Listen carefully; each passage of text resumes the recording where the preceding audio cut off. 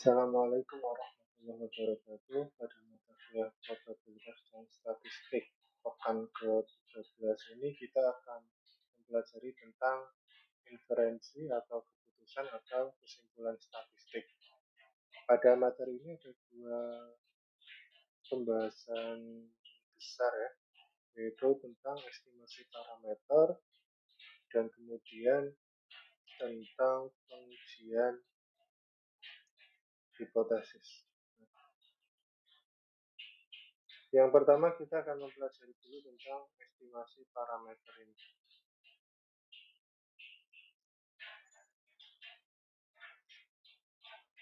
Di estimasi parameter, sesuai namanya ya, estimasi parameter. Estimasi itu kan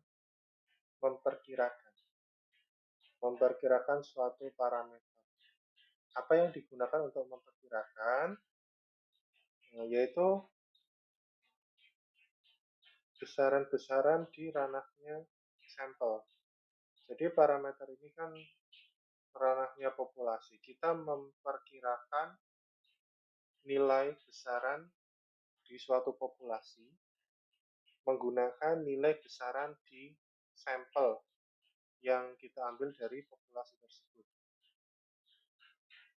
Agar lebih membuat kita paham lagi ya tentang perbedaannya besaran atau ukuran yang ada di ranahnya sampel atau statistik dan juga besaran yang ada di ranahnya populasi atau parameter. Alangkah baiknya kita mengingat-ingat kembali notasi-notasi yang digunakan supaya tidak saling tertukar. Seperti misalnya rata-rata atau mean. Dalam statistik, notasi yang digunakan itu X bar ya, X di atasnya ada garis bar gitu. Ini barnya agak kurang kelihatan. Nah, rata-rata kalau di ranahnya statistik, di ranahnya sampel itu X bar simbolnya. Tapi kalau di ranahnya populasi, parameter itu pakainya mu. Ya, mu. Untuk standar deviasi di ranahnya sampel, statistik kita pakainya S. Di ranahnya populasi, di notasi parameternya kita pakai ini sigma kecil ya, huruf sigma kecil. Kalau varians di sampelnya kita pakai S kuadrat, di populasinya pakainya sigma kuadrat.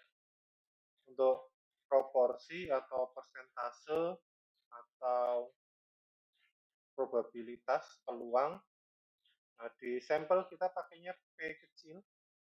Kalau di populasi kita pakainya Pi, atau ada juga yang pakai theta. Namun di pembahasan kali ini kita akan menggunakan yang notasi Pi. Dan ini ada dua besaran lainnya ya, namun ini belum kita pakai di pembahasan kita kali ini ya. Jadi itu untuk notasi statistik atau ranahnya sampel dan juga notasi parameter atau ranahnya populasi. Nah, ini harus kalian pahami kembali supaya nanti tidak bingung seperti itu. Kemudian ada beberapa jenis estimasi parameter. Salah duanya ya, estimasi poin atau satu titik dan juga estimasi interval. Estimasi poin itu adalah memperkirakan nilai parameter suatu populasi menggunakan satu data dari sampel saja. Misalnya kita punya sampel 40 mahasiswa, itu nilai rata-ratanya adalah 70. Nah, nilai rata-rata 70 itu kita asumsikan juga sebagai perkiraan rata-rata mahasiswa seluruh UMS katakanlah. Itu salah satu contoh estimasi poin. Jadi kita punya satu nilai rata-rata dari sampel. Kita gunakan untuk memperkirakan rata-rata dari suatu populasi. Jadi dari satu data rata-rata itu aja itu salah satu contoh estimasi poin. Atau misal juga peluang. Katakanlah peluang 40 mahasiswa. Itu peluang lulusnya adalah 0,8 atau 80%. Nilai peluang 80% itu kita gunakan untuk memperkirakan kelulusan seluruh mahasiswa di UMS pada mata kuliah tertentu. Nah, jadi satu nilai peluang yang ada di sampel kita gunakan untuk memperkirakan peluang satu populasi. Nah, itu kedua itu adalah contoh dari estimasi poin atau satu titik.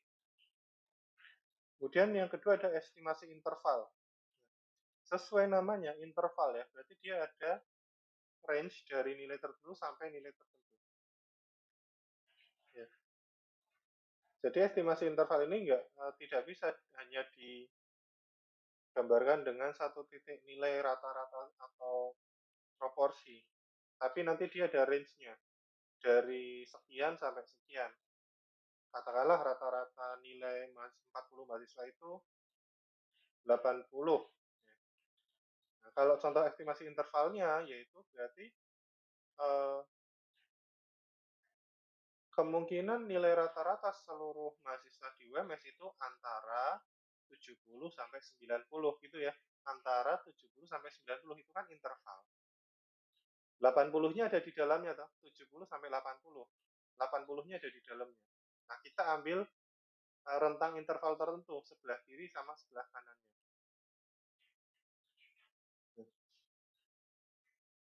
Oleh karena itu, di mohon maaf, oleh karena itu di estimasi interval ini bisa dirumuskan seperti ini. Nilai parameter, nilai perkiraan dari suatu populasi itu adalah nilai statistik plus minus galat. Nah, di sini ada plus minus, jadi kita ambil jarak sebelah kiri minusnya sama plusnya sebelah kanan gitu. Ada rentang di situ. Itu estimasi interval. Kemudian ini ada contoh gambaran ya, gambaran confidence interval. Tadi ada estimasi interval, sekarang ini adalah confidence interval atau interval keyakinan. Jadi ketika kita memperkirakan besaran suatu populasi dari data sampel, nah namanya saja kan perkiraan ya, memperkirakan. Memperkirakan sesuatu itu kan berarti bisa yakin, bisa ragu-ragu, bisa sangat yakin terhadap hasilnya. Seperti itu. Oleh karena itu, di sini di gambar ini dimisalkan bahwa keyakinannya itu adalah 95%. Gitu. 95%. Jadi, ketika nanti kalian sudah menghitung batasnya ya, batasnya berapa sampai berapa, nah, tergantung tingkat keyakinannya nanti. Tingkat keyakinannya ini akan menentukan batasnya juga. Jadi kita harus menentukan dulu. Kita akan membuat estimasi dengan tingkat kepercayaan berapa persen. Gitu. Ya semakin tinggi tingkat kepercayaan yang digunakan, hasilnya semakin baik. Semakin baik itu maksudnya lebih tidak rawan meleset hasilnya. Hasilnya lebih akan selalu memenuhi gitu, kalau keyakinannya semakin besar. Tapi resikonya ketika kita membuat data populasi dari suatu besaran statistik dengan tingkat keyakinan yang besar, maka sampel yang dibutuhkan itu jumlahnya juga harus semakin besar juga. Jadi tingkat keyakinan yang besar ini itu ditunjang dengan jumlah sampel yang digunakan dalam menganalisis. Seperti itu. Nah, di sini kita dikenalkan dengan adanya alfa. Alfa ini adalah level keyakinan. Alfa ini berhubungan dengan level keyakinan ya. Di sini diartikan sebagai peluang, kemungkinan atau proporsi terjadinya kesalahan. Nah, jadi alfa ini secara definisi dia berlawanan dengan tingkat keyakinan. Ya. Alfa ini secara definisi berlainan dengan tingkat keyakinan. Oke. Jadi ketika alfanya adalah 5%, berarti tingkat keyakinannya berapa? Ya 100% dikurangi 5%, 95%. Jadi kalau di contoh ini tulisannya adalah 95% confidence intervalnya, berarti nilai alfanya itu adalah 5%. Nah, dalam suatu grafik distribusi normal, ini kan sebelah kanan dan sebelah kiri itu dibagi rata. Sehingga area alfanya, area peluang terjadi kesalahannya itu juga dibagi dua. Sebelah kanan itu alfa per 2, sebelah kiri alfa per 2. Kalau kita gambarkan, berarti alfa di sini, alfa itu kalau di pembahasan sebelumnya itu kita bisa samakan dengan peluang ya, peluang terjadinya kesalahan. Ini kita samakan dulu persepsinya supaya nangkapnya lebih gampang. Alfa itu peluang atau kemungkinan terjadinya kesalahan. Nah, karena ini di grafik distribusi normal, berarti alfanya kanan kiri kita bagi rata. Sebelah kiri alfa per 2, sebelah kanan alfa per 2. Jika tadi misalkan alfanya itu adalah adalah 5%, berarti di sini adalah uh, di area sini ya, di area sini itu adalah 2,5%. Di area sini itu juga 2,5%.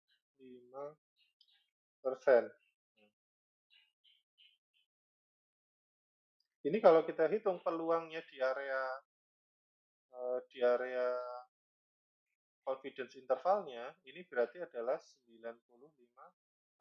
kan sisanya. Ya, di area ini peluang peluang hasilnya benar itu adalah 95% sesuai dengan interval keyakinannya. Oke. Kemudian di sini kok ada dua gambar, gambar sebelah kiri sama sebelah kanan. Ya, gambar sebelah kiri itu kita gunakan ketika data yang digunakan untuk memperkirakan besaran populasi itu adalah data rata-rata. Rata-rata dan juga dia biasanya gandengannya dengan standar deviasi ya. Nah, grafik yang kanan ini kita menghitungnya menggunakan proporsi atau peluang. Jadi gambar kiri ini gambaran kalau kita menggunakan data rata-rata, yang sebelah kanan gambaran ketika kita menggunakan data peluang. Nah, ketika kita menggunakan data rata-rata, bagaimana menghitung interval keyakinan ini, yaitu adalah X bar rata-rata dari sampelnya plus minus Z alpha per 2 ini adalah Z score, nilainya kita bisa dapatkan dari tabel Z score, dan juga standar error. Kalau kita pakai data proporsi atau peluang atau persentase, rumusnya menjadi seperti ini. Pi sama dengan proporsi plus minus Z score alpha per 2 dikali standar error. Oke. Makanya di sini panahnya ke kanan dan ke kiri ya, karena dia menjauhi titik tengah. Minusnya ke kiri, plusnya ke kanan. Sekali lagi ini adalah estimasi interval. Jadi kita cari intervalnya, kita cari batas kirinya, kita cari juga batas kanannya. Begitu juga kalau pakai data proporsi, kita cari batas kirinya, kita juga cari batas kanannya. Seberapa jauh dia intervalnya seperti itu. Oke, tadi kita sudah sedikit menyinggung tentang standar error. Standar error itu apa sih? Jadi standar error itu adalah bilangan yang kita gunakan untuk memperkirakan nilai galatnya ya, standarisasi nilai errornya. Untuk standar error yang datanya menggunakan rata-rata, rumusnya itu adalah standar deviasi dibagi dengan akar jumlah sampelnya. Ini standar deviasi. Standar deviasi sampel ya, karena S itu notasinya sampel atau statistik.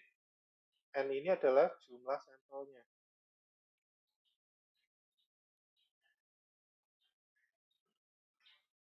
Kalau datanya proporsi, itu rumusnya seperti ini, akar P dikali 1 min P per N. P itu proporsinya, persentasenya, 1 min P itu berarti kan dia komplemennya ya. Nah, komplemennya P ini bisa juga kita ganti simbolnya pakai Q sebelah kanan ini. Menjadi akar PQ per N. P itu proporsinya, persentasenya. Q itu komplemennya dari P atau 1 min P. N itu adalah jumlah sampelnya. Jadi tergantung nanti data yang disajikan di soal atau masalah yang kita temukan itu dalam bentuk rata-rata atau dalam bentuk proporsi. Nah, kemudian di persamaan intervalnya juga kita menemukan ada Z alfa per 2. Z alfa per 2 ini menandakan tingkat kepercayaannya. Jadi, ini ada tabel ya. Untuk tingkat kepercayaan 90%, 95%, dan 99%, nilai Z alfa per 2-nya sudah ada di tabel ini. Ini bisa kalian hafalkan. Jadi, tidak perlu repot-repot mencari di tabel Z-score lagi. Nah, tapi kalau misalnya nilai tingkat kepercayaannya belum ada di sini, katakanlah tingkat kepercayaan tingkat kepercayaannya 80%. Nah, bagaimana kita nyari di tabel Z-score-nya?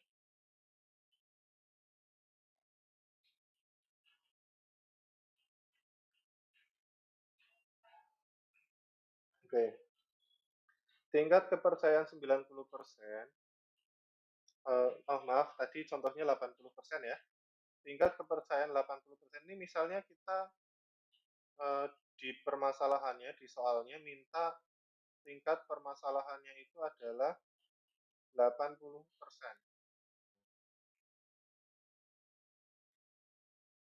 Ini batas kiri, ini batas kanan. Nah, di sini 80%. Oke, karena di kurva distribusi normal itu kan dibagi 2 sama rata. Kita bagi 2 sama rata. Nah, ini anggap saja rata ya. Berarti di sini 40%, di sini 40%. Jadi kita cari di tabel Z ini yang nilai peluangnya adalah 40% atau 0,04. Ya, 40% itu kan 0,4, maaf. Ya, nilainya 0,4. Paling dekat dengan 0,4, jangan sampai melebihi. Kalau di tabel ini saya dapatnya di sini. Ini kan 0,4015. Dia sudah lebih sedikit, jadi kita cenderung ambil yang nilai bawahnya ya.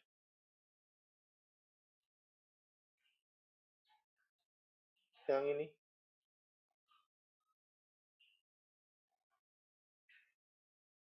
0,3997.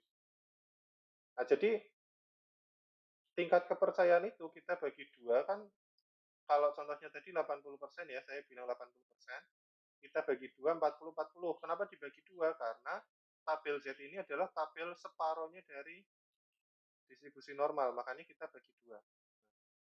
Dapat 40%, itu kita 40% ini peluang. Tingkat kepercayaan itu peluang jawabannya benar, peluang perkiraannya benar. Jadi kita cari nilai peluang yang 40% atau desimalnya itu kan 0,4. Kita cari di tabel ini yang mendekati 0,4 tapi jangan lebih, itu kan nemunya di sini 0,3997. Kita lihat baris dan kolomnya. Kita lihat baris dan kolomnya. Barisnya ketemu 1,2, kolomnya kita ketemu 0,08. Jadi kalau tingkat kepercayaannya adalah 80%, maka nilai Z alfa per 2 yang kita pakai itu adalah 1,28. Ya, Ini nggak ada di tabel. Di tabel itu kan hanya ada nih 90%, 95% sama 99%. Ini nilai Z alpha per 2-nya sudah ada nih, tinggal dipakai. Masukkan ke rumus ini. Tapi kalau tidak ada, cara nyarinya seperti ini ya. Tingkat kepercayaannya berapa, kita bagi 2. Nah, dalam hal ini katakanlah 80% kita bagi 2, 40%. Kita cari di dalam tabel yang paling mendekati. 0,4 itu kan paling mendekati di sini 0,3997 ya. Kalau bisa jangan lebih. Cari yang sedikit. Kalau ada yang pas, yang pas. Kalau nggak ada yang pas, kita cari yang tidak melebihi. Nah, kita lihat baris kolomnya. Barisnya 1,2, kolomnya adalah 0,8. Jadi, Z yang kita pakai adalah 1,28. Yaitu kalau tingkat kepercayaannya 80%. Kalau tingkat kepercayaannya adalah berapa? 85%.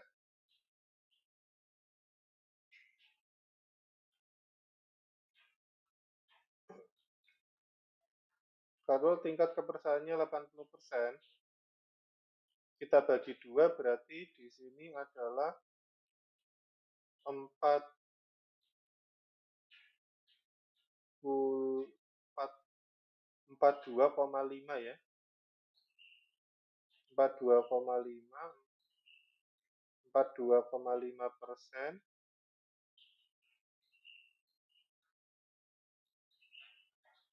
Sini 42,5%. Kita desimalkan ya, supaya enak nyari di tabel, berarti menjadi 0,425. Kita cari 0,425. Ini 0,4251, ini 0,4236. Ya. Gini, ini meskipun dia lebihnya kecil, ya kalau ini masih bisa ditoleransi ya, ya oke lah, ini kan kecil ya, 0,001. Bisa pakai ini. Cuma untuk kehati-hatian, kalau misalnya datanya sensitif gitu, dalam keadaan real datanya sangat sensitif, ya kita lebih pilih yang lebih rendah. Ya, tuh. Kita ambil yang lebih rendah aja. Kita lihat barisnya, ketemu di 1,4. Kita lihat kolomnya di 0,03. Sehingga untuk tingkat kepercayaan 85%, Z alpha per 2 yang dipakai adalah 1,43. Seperti ini ya cara mencari nilai Z alpha per 2-nya kalau di tabel tidak ada. Kalau di tabel ada, ya kalian pakai yang di tabel saja. Kan ini sudah ada. Oke.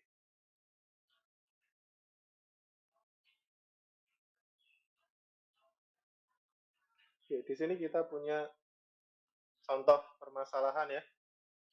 Ada seorang ahli meneliti tingkat gula darah dengan respondennya 225 orang.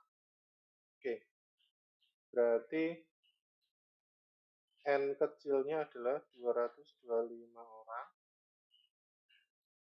Untuk poin A, yang diketahui adalah rata-rata sampel. Rata-rata sampel berarti X bar 175. Standar deviasi S-nya itu adalah 9. Oke. Ditanyakan interval keyakinan, confidence interval, kita singkat pakai CI ya, confidence interval, dengan tingkat kepercayaannya 95%. Berapa hasilnya? Confidence interval ya interval tadi, kita cari batas bawah sama batas atasnya itu.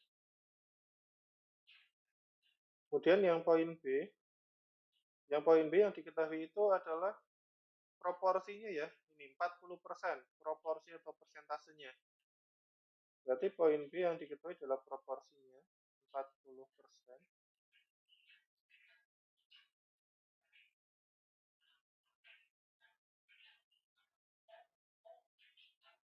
Analisis interval keyakinan, confidence interval, dari proporsi populasi dengan tingkat kepercayaannya adalah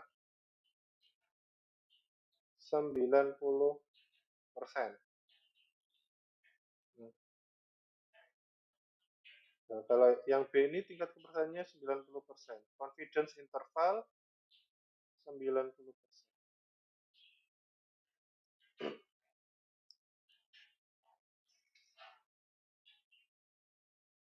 Oke, kita kerjakan yang A dulu.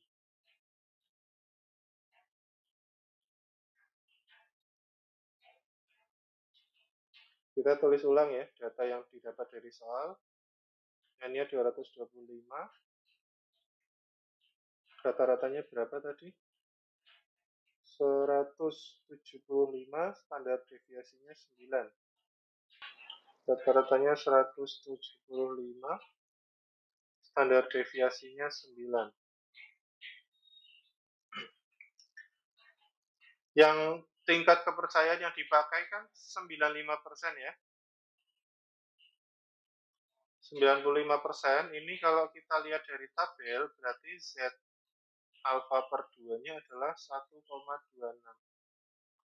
Ya. Ini di tabel sudah ada 95 1,96. 95%, Z skornya 1,96.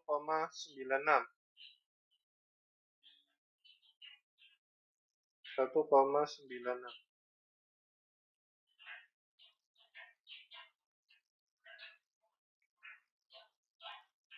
1,96. Kalau kita cari sendiri di tabel, 95 dibagi 2 itu kan 475 ya.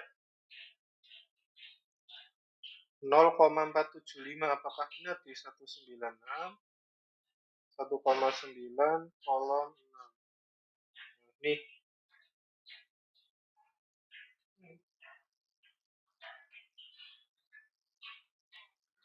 Maaf ya, belum terbiasa jadi layarnya geser-geser. 95% kalau dibagi 2 kan 47,5%. Dibuat desimal 0,475. Ini kalau kita lihat kolomnya di 0,06, barisnya di 1,9, 1,96 ya, sesuai dengan yang di tabel ya.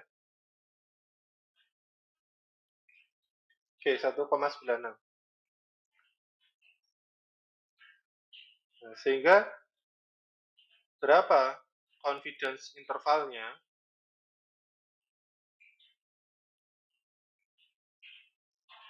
Karena ini datanya pakai rata-rata, berarti kita pakai yang mu sama dengan X bar plus minus Z alfa per 2 dikali standar errornya. X barnya 175 plus minus Z alfa per 2-nya 1,96.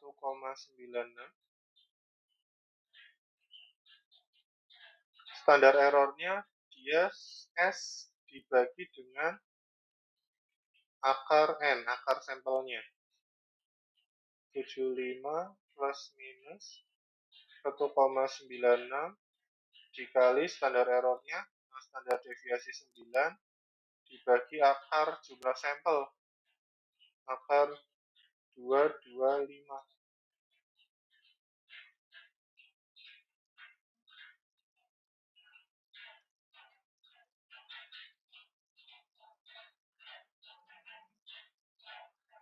Sembilan dibagi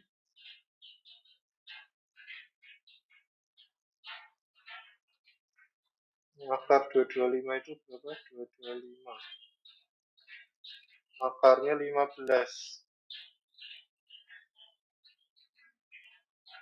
9 bagi 15 itu 1 per 5 ya. 3 per 5 maaf. 3 per 5. 9 per 15 itu kan 3 per 5.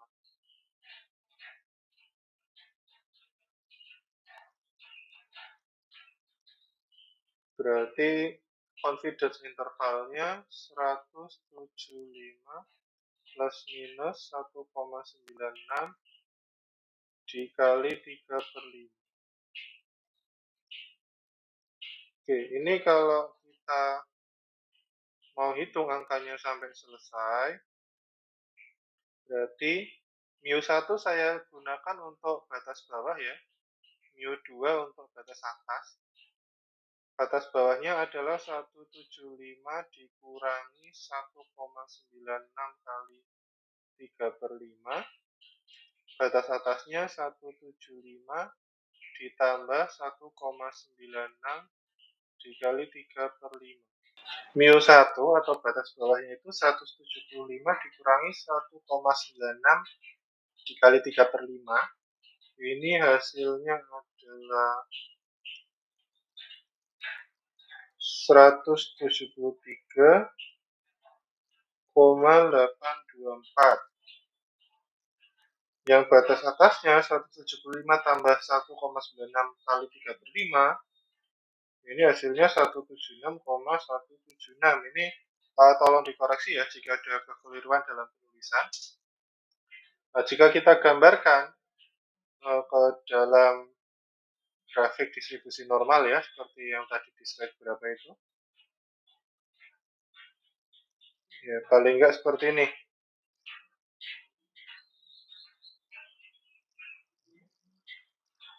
Ini kita 95%. Oke. Batas kirinya ada di 173,84. Hasil tesnya ya. Di sini mu. Batas kanannya adalah 176,176. Jadi kalau hasilnya seperti ini, kalau kita rubah menjadi kalimat itu bisa seperti ini ya. Kalimatnya kalau kita rubah ke kalimat bisa seperti ini. Saya 95% yakin. Berarti 5%-nya nggak yakin nih. Gitu ya. 5%-nya saya ragu-ragu ini benar apa salah. Rata-ratanya ada di interval ini.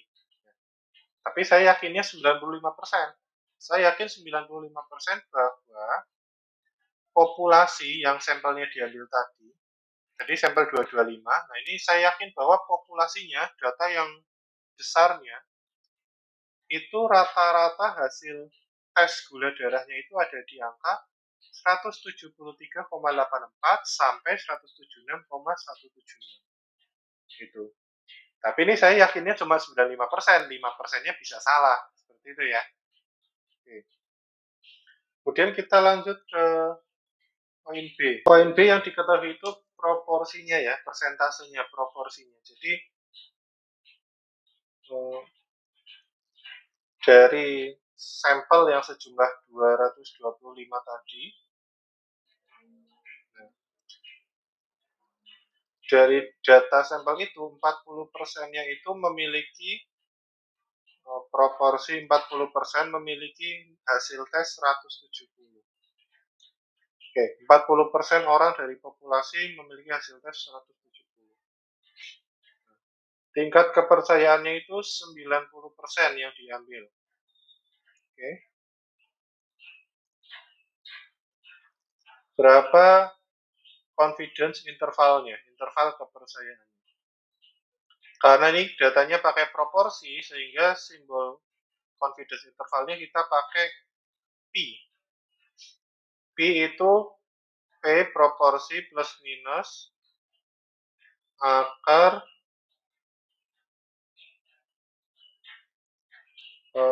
maaf, Z dulu ya, plus minus Z alfa per 2 dikali SE. Nah, proporsi plus minus Z alfa per 2, standar errornya itu, SE-nya itu kan kalau proporsi adalah akar PQ per N. Seperti ini ya. Nah, tingkat kepercayaan 90% itu Z alpha per 2-nya berapa? 90% kalau dibagi 2 itu kan berarti 45 ya.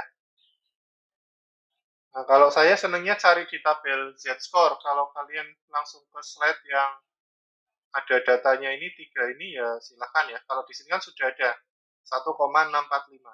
Nah, saya ingin nyari di tabel Z-score. Tingkat kepercayaan 90% itu dibagi 2, 45. Saya cari yang nilainya 0,45.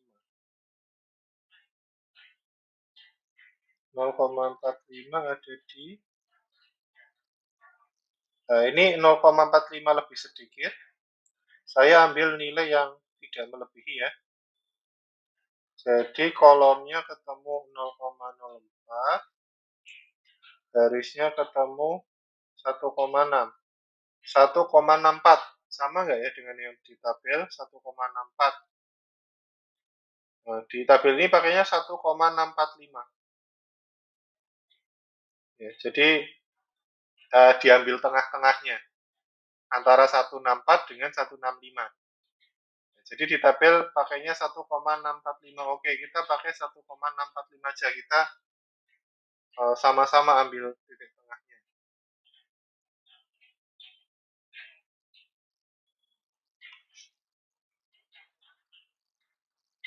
Oke, proporsinya itu 40%.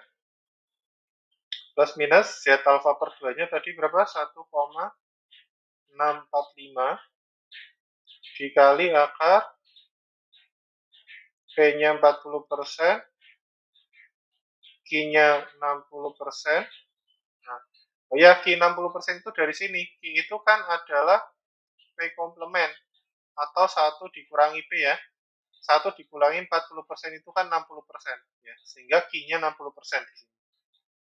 Oke, dibagi dengan jumlah sampelnya 225.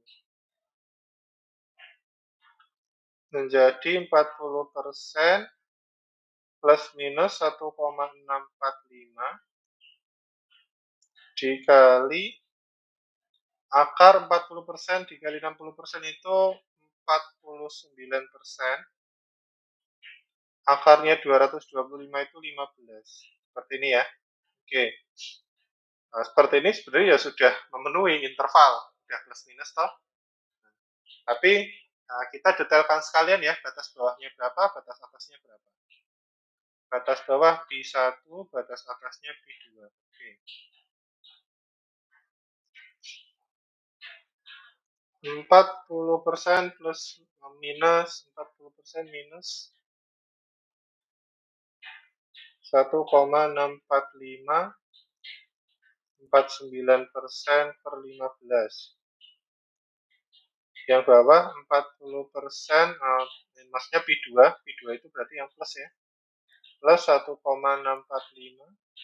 dikali 49% per 15. Oke, ini hasilnya berapa? Bentar, saya hitung dulu.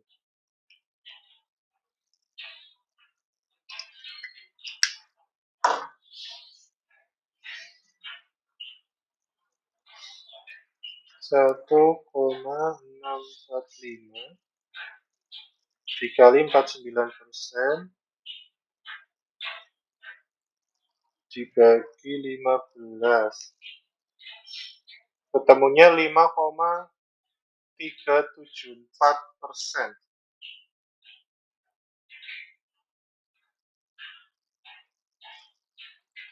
Sehingga batas bawahnya ini 40% dikurangi 5,374%.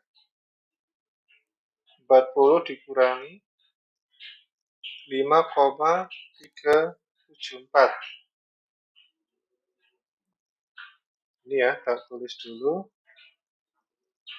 40% min 5,374%. Di sini 40% plus 5,374%. Oke.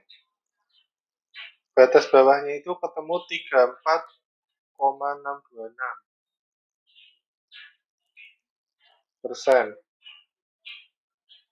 Batas atasnya itu,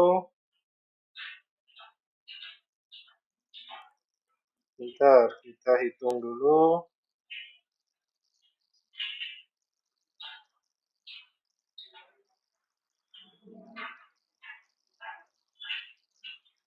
45,374. 45,374%. Ini kalau kita gambarkan pakai grafik distribusi normalnya,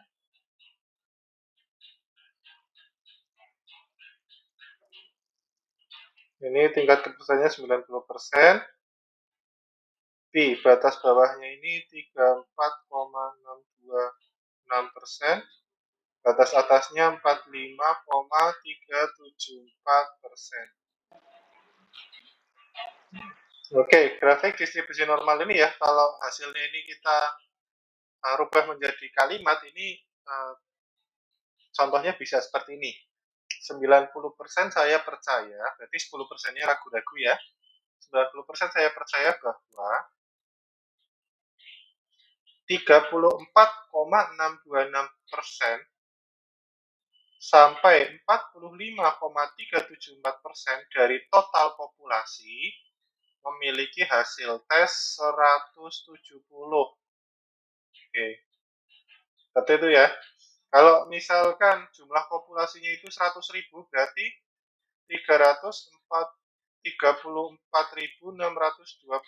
orang sampai 45.374 orang, dia punya hasil tes 170. Jadi seperti itu ya, contoh pembahasan mengenai tingkat kepercayaan, estimasi interval ya. Estimasi interval, di dalamnya ada alfa, ada tingkat kepercayaan, ada interval kepercayaan, seperti itu ya. Ini 2 poin soal AB ini salah 2 dari contoh permasalahan yang bisa kita selesaikan menggunakan estimasi interval ini. Oke, semoga dapat dipahami, semoga bermanfaat. Kita akhiri. Assalamualaikum warahmatullahi wabarakatuh.